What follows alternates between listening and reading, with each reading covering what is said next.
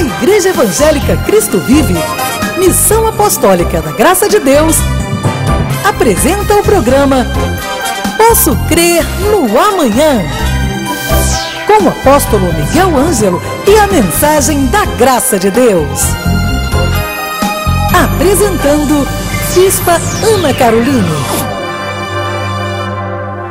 Olá, graça e paz, sejam todos bem-vindos ao primeiro programa desta semana da Igreja Evangélica Cristo Vive, Missão Apostólica da Graça de Deus. Eu sou Bispa Ana Caroline e é uma alegria muito grande poder estar aqui com você, nesta que será uma semana festiva, onde nós estaremos celebrando o Natal, estaremos celebrando também daqui a alguns dias a passagem para o novo ano, o ano de 2014, e desde a semana passada eu estou enfatizando a questão de nós, durante esses últimos dias do ano, refletirmos a respeito da nossa vida, dos nossos relacionamentos, do nosso relacionamento com Deus, daquilo que tem sido prioridade nas nossas vidas e o que deve ser colocado como prioridade para que o ano de 2014 seja ainda melhor. Ou se o seu ano de 2013 não foi bom, que o ano de 2014 traga novas esperanças, novas expectativas, enfim. O desejo verdadeiro de colocar metas, de planejar, tudo sempre seguindo os conselhos bíblicos, seguindo a vontade do Senhor para as nossas vidas. Eu estou aqui em nome do meu pai, o apóstolo Miguel Ângelo, da bispa Rosana, que são os bispos primazes do nosso ministério. Hoje é segunda-feira e eu tenho um convite muito especial para lhe fazer. Hoje nós estaremos realizando o último culto de oração do ano de 2013. Sim, hoje, dia 23, nós estaremos reunidos na casa do Senhor para celebrarmos, para agradecermos ao Senhor por tudo aquilo que Ele tem feito por nós, para clamarmos também pelos aflitos, pelos necessitados, por aqueles que ainda precisam ver a mão do Senhor agindo em favor das suas vidas. Venha estar conosco. Eu sei que hoje, para alguns, será um dia muito corrido, são os preparativos das festas, mas é importante que você priorize a vida de oração em congregação. Nós cremos que quando nós nos reunimos, e assim diz a palavra, em nome de Jesus, ali Ele se faz presente, e os sinais, maravilhas, têm que acompanhar aqueles que creem. Nós cremos, nós somos o povo da fé, nós acreditamos nas promessas do Senhor, naquilo que a Bíblia Sagrada diz a nosso respeito, diz que é nosso direito, que é nossa herança, aquilo que o Senhor pré-ordenou a respeito das nossas vidas. Esse é o diferencial na vida do cristão, esse é o diferencial que define quem é filho de Deus e quem não é. Aquele que tem fé, aquele que acredita, fé em primeiro lugar em Cristo Jesus, que acredita que Cristo é Deus, que Ele é Senhor, que Ele é Salvador, e fé também nas promessas que podem se tornar ou que se tornam reais na vida daqueles que as recebem. O apóstolo João diz aqui, 1 João capítulo 5, versículo 4, porque todo que é nascido de Deus vence o mundo. Você tem este poder sobrenatural na sua vida. Você pode vencer o mundo. E o mundo, o que seria o mundo? São as adversidades, as circunstâncias que vêm contra as nossas vidas diariamente. João diz que aquele que é nascido de Deus, aquele que confessou o Senhor como Salvador da sua vida, aquele que foi regenerado, aquele que sofreu uma transformação por ter recebido o Evangelho de Cristo, ele diz que este vence o mundo. E esta é a vitória que vence o mundo, a nossa fé. Quando você crê, quando você confessa, quando você pratica, coisas grandes acontecem. O sobrenatural de Deus se torna algo real na sua vida. Então hoje, este é o meu convite para que você venha estar conosco, para que juntos ativemos a nossa fé, ativemos a nossa confiança Eu sei que há momentos em que as tribulações são tão grandes, as tempestades são tão fortes, que nós, como seres humanos, como carne, por vezes deixamos a angústia ou outros sentimentos tomarem conta do nosso coração a despeito das promessas de Deus. Mas nós precisamos renovar a nossa mente, renovar a nossa confiança, renovar a certeza de que Cristo está conosco, de que Deus vai à nossa frente, que Ele está guardando, protegendo, auxiliando aqueles que o temem, aqueles que o buscam. Isso é ativar a sua fé, isso é ativar a sua confissão. E João disse, olha, aquele que é nascido de Deus, aquele que verdadeiramente foi transformado, ele não fala a respeito daquele que tem as mesmas atitudes que sempre teve, aquele que continua cometendo os mesmos erros, aquele que não está atento à palavra do Senhor. Ele diz, aquele que é nascido de Deus. Aquele que tem a imagem e semelhança de Cristo. Ele diz que este vence o mundo. Eu creio que você é um destes. Você, minha amada, é uma mulher que nasceu de Deus. Você, homem do Senhor, nasceu de Deus e deve ter a consciência deste poder que há na sua vida. Você pode vencer o mundo, você pode vencer as adversidades, você pode vencer qualquer problema porque Cristo está na sua vida. Aquele que é nascido de Deus vence o mundo. E a nossa vitória está diretamente ligada à nossa fé. A forma como nós acreditamos e confiamos naquilo que Deus pode fazer. Hoje às 7h30 nós aguardamos por você para juntos ativarmos a nossa fé através da oração. Eu quero deixar já o convite para toda esta semana. Dia 25, quarta-feira, nós teremos a nossa grande cantata de Natal, Jesus, a Esperança da Glória. Um grande espetáculo que nós realizamos todos os anos com danças, com músicas, louvores, teatro. E neste espetáculo nós contamos um pouco da história, daquilo que Deus preparou desde antes da fundação do mundo para que acontecesse e desta forma Jesus chegasse até nós. Dia 25, às 6h da tarde, cantata de Natal, Jesus, a Esperança da Glória. Dias 26 e 27, noites maravilhosas, às 7h30. Dia 26, com o Bispo Marlos Galvão, da nossa igreja de Campo Grande. E dia 27, com a Bispa Solange Brant, da nossa igreja de São Paulo. E então, no dia 29, domingo, às 9h e às 18h, 2 grandes cultos com o nosso apóstolo. E dia 31, o nosso Réveillon com Jesus. Venha virar o ano, venha encerrar o ano de 2013 e começar o ano de 2014 na casa do Senhor.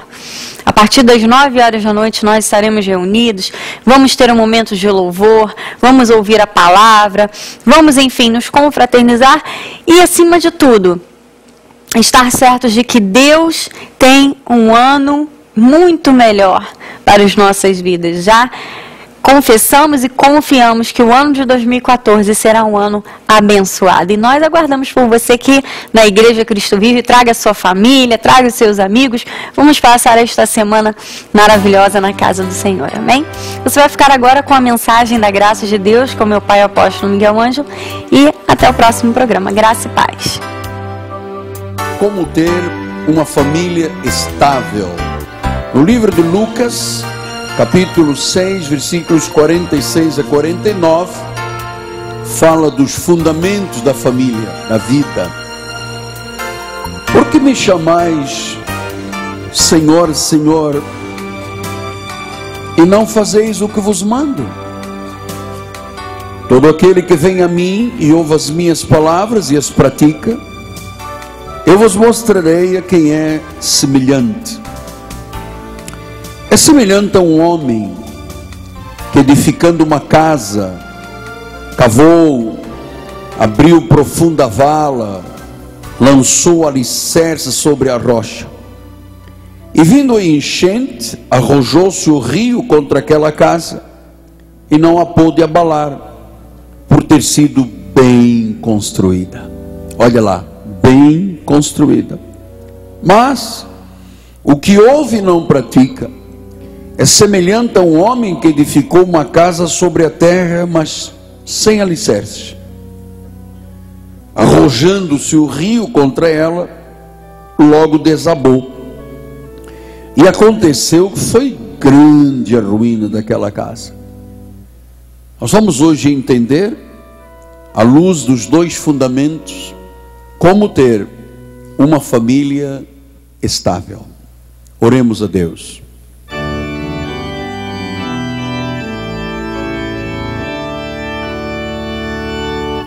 Senhor Jesus Cristo, eu sou muito grato a Deus, porque um dia, no meio de um grande sofrimento de vida, quando desenganado pela medicina, quando abandonado pela sociedade, em cima da cama de um hospital militar, tu disseste: Miguel Ângelo, eu te escolhi para levares a minha palavra ao mundo inteiro. É um chamado santo e profético. Não foi decisão minha, foste tu que ordenaste. Eu sei, ó Deus, que tens me dado e gerado em mim esta capacidade do ensino, da admoestação, do encorajamento, da motivação. E desta feita estamos cuidando das famílias, porque são as famílias o principal alvo de ataque das setas envenenadas do maligno. Por isso as famílias precisam de estar protegidas, precisam de estar estáveis. E é preciso então, Pai, que sejas tu a usar agora os meus lábios, as minhas cordas vocais, para dar instruções à igreja, para que cada família deste ministério diga: somos famílias da Cristo Vive, com estabilidade em tempos instáveis, quais os que estamos vivendo hoje no nosso país. Em nome de Jesus, e todo o povo de Deus diga amém, amém e amém. Muito obrigado, meu bispo amado. Abençoados de Deus, minha família, santos preciosos, aqueles que são a Universal Assembleia dos Santos, os primogênitos que têm seus nomes arrolados nos altos céus, são selo deste apostolado, são cartas escritas pelo Deus vivente e são meus filhinhos na fé. Meus irmãos, o que caracteriza uma família abençoada não é apenas a estabilidade material ou financeira, porque existem N famílias na nossa sociedade que têm estabilidade material e financeira, mas não são abençoados. Paulo mostra o segredo de um lar feliz quando ele diz em Efésios 3,17: assim habite Cristo no vosso coração pela fé, estando vós arraigados e alicerçados em amor. Então, o que caracteriza, em síntese, uma família abençoada é quando ela tem, primeiro, Cristo como o Senhor da família, e não abre mão desse valor. Segundo lugar, quando a pessoa está arraigada, quando a pessoa está alicerçada em amor. Portanto, você aprende a viver arraigado e alicerçado em amor quando você aprende a construir a tua vida e a vida da tua família de forma correta, de forma bíblica. Habite Cristo em vossos corações, ou seja, é para o salvo, é para quem nasceu de novo, e ele diz, arraigados, alicerçados, unidos, colados em amor. Então toda família feliz é que tem um relacionamento baseado e alicerçado no verdadeiro amor. E esta é a família que tem Jesus entronizado, é a família que o honra, é a família que o busca, é a família que presta serviços ao reino, é a família que está submetida a Deus. Então, amados, você sabe, nós temos ensinado aqui desde o mês de maio, todo casal, quando se casa, planeja um casamento feliz. Todos almejam ser felizes, todos. Mas a verdade é, como diz o bom carioca, o coisa ruim, o pata rachada, tem desestabilizado e destruído milhares e milhares de lares e de famílias, porque não têm alicerces em amor, no amor de Jesus. Então nós precisamos entender que a família precisa de ter uma construção como o homem prudente. Vamos lembrar o que disse em Lucas 6,48, diz que é semelhante a um homem que, edificando uma casa, olha só, eu estou dizendo isto aqui desde quarta-feira, não se edifica uma casa, um prédio de qualquer jeito. Se você edificar um prédio, uma casa de qualquer jeito, ela desaba. Assim é com as questões familiares. Você tem que saber que há um tempo para maturar, para amadurecer os ensinamentos na vida da família. Então diz, edificando uma casa, uma família, vidas. Olha lá o que é uma pessoa prudente. Primeiro, cava, abre uma profunda vala, quer dizer, estruturas bem alicerçadas, lança o alicerce sobre a rocha. Este movimento deste versículo é muito importante, porque a maioria das pessoas não está nem aí para essa questão. Se a família é feliz, se a família não é feliz. Hoje em dia você vê pais para um lado, mães para outro, filhos para outro, mães criando filhos sozinhos, mãe que tem que assumir o compromisso do lar, que deveria ser o primeiro compromisso do marido, da provisão do lar. Então você vê, são famílias, e às vezes pessoas bem intencionadas, que têm formação, gastam anos na sua profissionalização, mas não gastaram um segundo para edificar a sua família conforme a regra bíblica. Olha lá, edificando uma casa, cavou, abriu profunda vala, lançou o alicerce. Isto quer dizer o quê? Lembra-se como é que nós começamos a leitura? Jesus dizendo, por que você me chama Senhor, Senhor, e não faz o que eu te mando? Então eu não posso apenas dizer, eu sou evangélico, Senhor, Senhor, e não faço o que Deus manda. Como é que Deus manda? Deus manda construir a família como? A casa ou lar? Cavar, lançar uma cova profunda, abrir uma cova profunda, lançar o alicerce sobre a rocha. Deus está falando aqui da coisa mais importante da nossa vida, que é a constituição de uma família.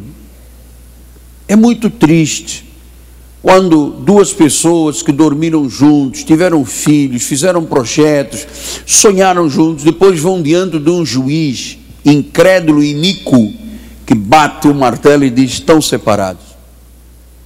É muito triste. Então, nós entendemos que a igreja de Jesus, e agora em síntese, trazendo aqui para dentro do nosso santuário, A igreja Cristo Vivo, as famílias da igreja, tem que pensar nisto. Amados, os dias que estamos vivendo não podem ser vividos de qualquer forma.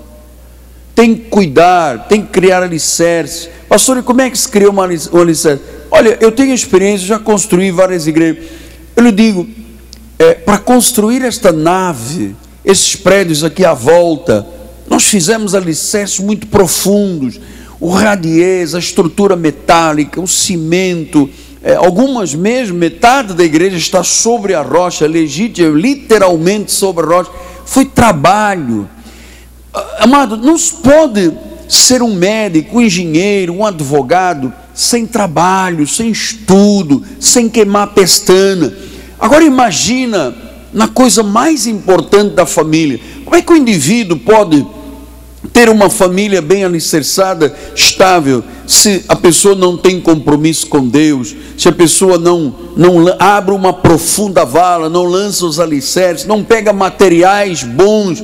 Amado, são 3 milhões de pessoas desviadas das igrejas porque não tiveram o cuidado de lançar fundamentos à sua vida. Por que eu estou dizendo isto?